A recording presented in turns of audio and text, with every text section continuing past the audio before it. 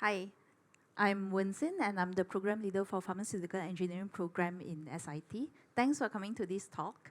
So I saw some of you at the booth just now, and then you already had we had a good conversation about the program already. I'm glad to see you here to hear more about the program.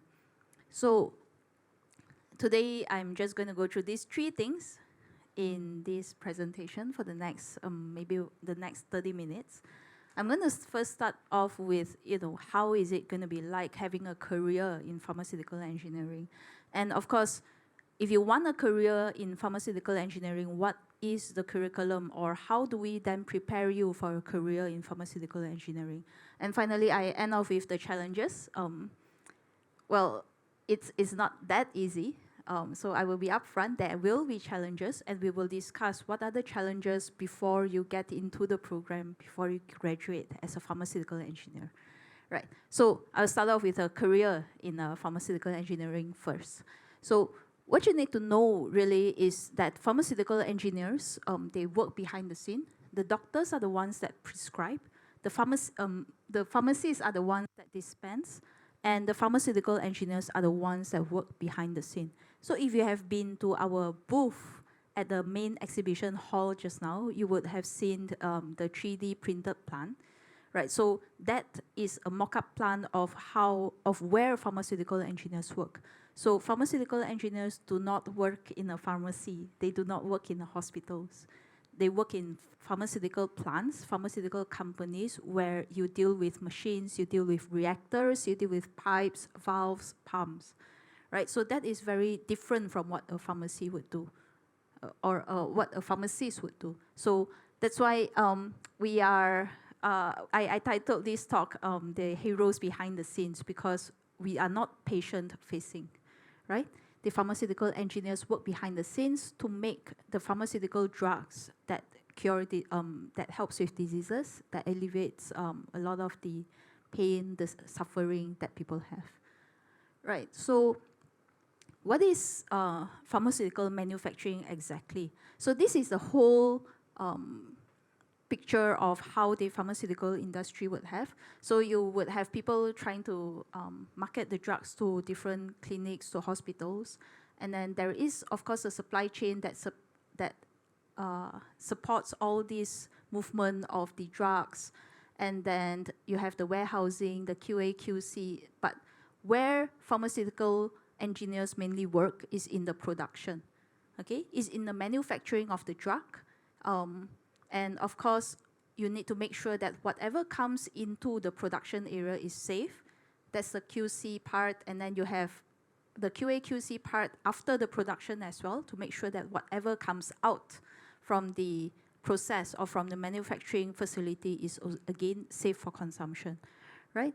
So this is where this is the area where a lot of our graduates work. And that is why we have 8 of the top 10 pharma manufacturers having a presence in Singapore, right? The only one we don't have is Johnson & Johnson and Bristol Myers Squibb. Okay, so you can see that the top 10 pharmaceutical manufacturers, most of them have a plant in Singapore, and they have to hire somebody. And our graduates are who they hire. Okay, so then I'm sure, okay, at least I hope that that has given you a broad overview of how the pharmaceutical industry in Singapore is like.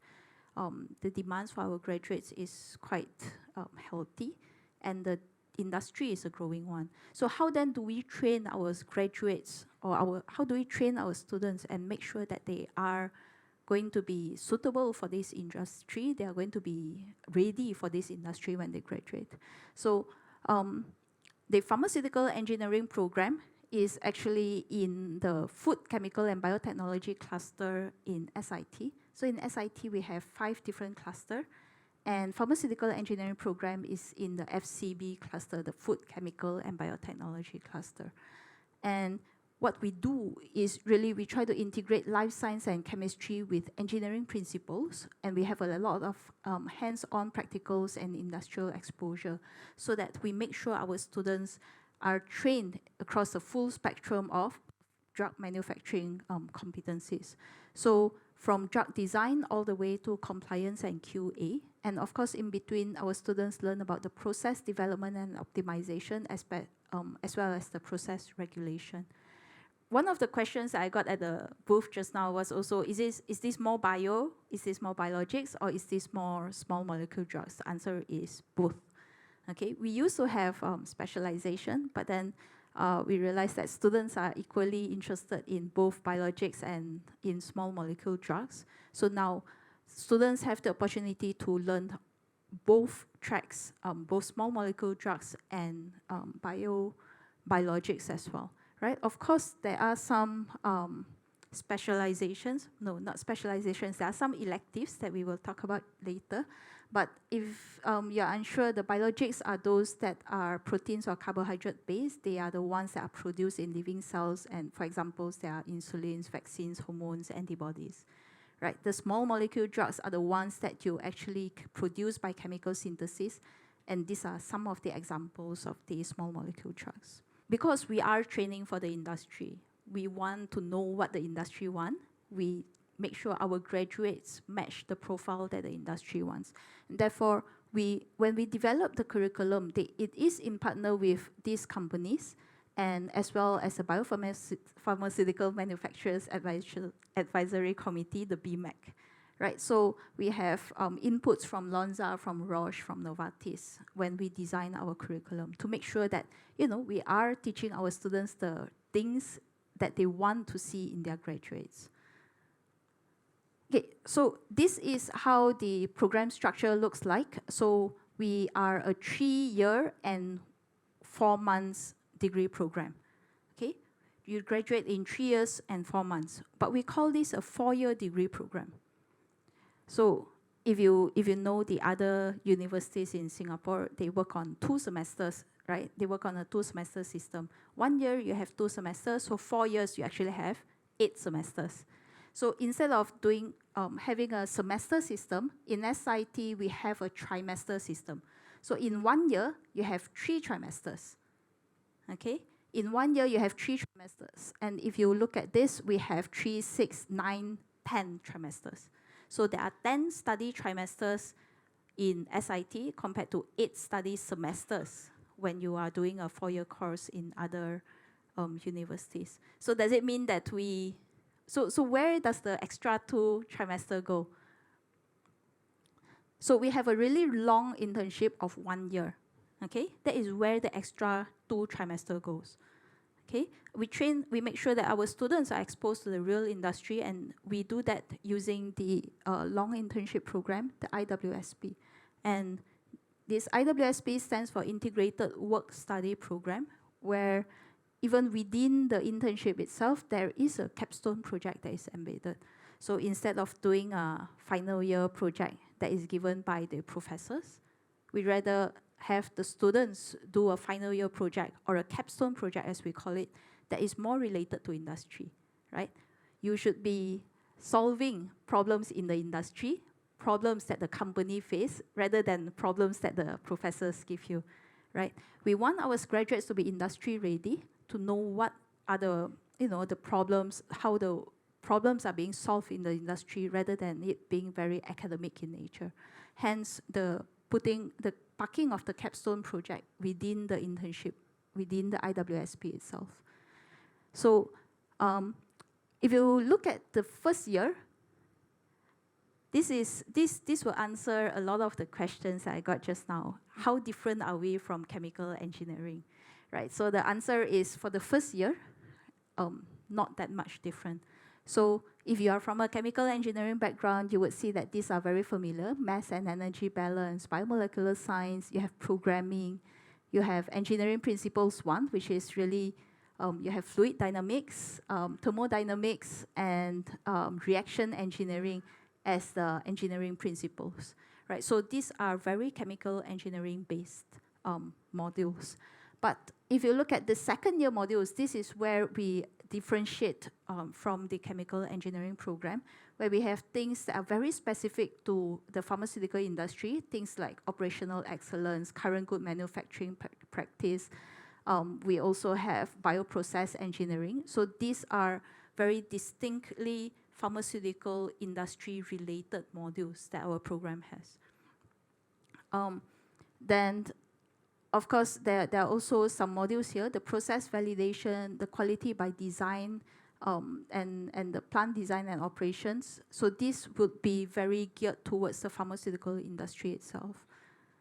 Okay, so that is what differentiates us from the chemical engineering program, which has a different focus. Okay. So the IWSP, or the Integrated Work Study Program, is really what we try to use to bridge between academic learning, what we learn in school, in classroom, in labs, to the industry, right? Where we can see how the students behave professionally and how they apply what they have learned in the classroom in the industry.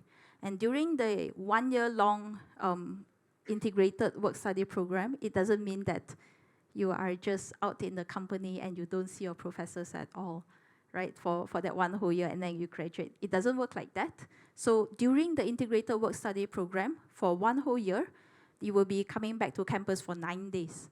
So for that 9 days, there will be workshops for you. So for example, we are preparing you to graduate and find a job. So there would be interview skills workshop, there will be resume writing workshops. Make sure that you come back regularly and not just you don't just go loose in the industry for 1 year and then we don't see you. Okay, so these are some of the IWSP partners that we have. These are some of the companies where our current students actually do their internships in. So you will see that, of course, the big names, those that help us develop our curriculum, they take in our interns as well, right? And they hire our graduates as well. So there is that continuity there, where the company tells us, these are what the skills that I want my employees to have. We teach the students the skills, the students practice them during the integrated work study program, during the internship, and by the time they graduate, the students have these skills that are highly employed, that makes them very highly employable in the industry. Okay, and these are some of the roles that our pharmaceutical engineering intern students do. They can work in manufacturing, downstream, upstream. Some of them work as intern scientists. So for those of you who are interested in research, we do have students that go on to work in A-STAR during their internship, and even those that go on to PhDs to do their masters and PhDs, whether locally or overseas, right? And maybe I forgot to highlight just now, but if you see here, we have undergraduate research program module for those who are interested to do research as well. Right, so other roles that our students work in, they can work in safety, they can work in quality control, quality assurance, a lot in manufacturing, and in audit as well. Our students don't really, they are not confined to one industry, right? Because the skills are transferable across industry. So our students, our graduates work in supply chain, automation, process development, or more closely related would be engineers or biotechnologists or chemists. And of course, you would know that pharmaceuticals are very highly regulated. If you are trained for a highly regulated environment, there is no problem for you to move into a less regulated environment. So for example, from pharma, it is actually easy to move into food, into fine chemicals, into life sciences. Okay, and that's what our graduates do as well.